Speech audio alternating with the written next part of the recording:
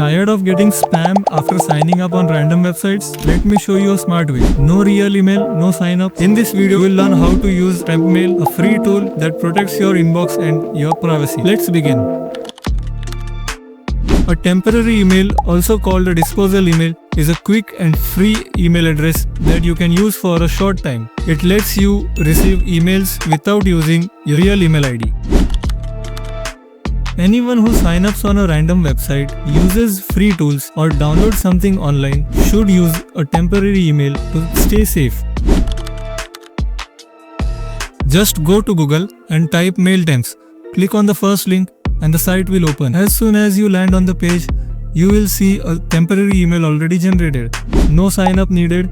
Just click the copy button and paste it wherever it's needed, like on a registration form or download page. Now wait for a few seconds. If any email comes to this address, it will appear here in your inbox section. No need to refresh.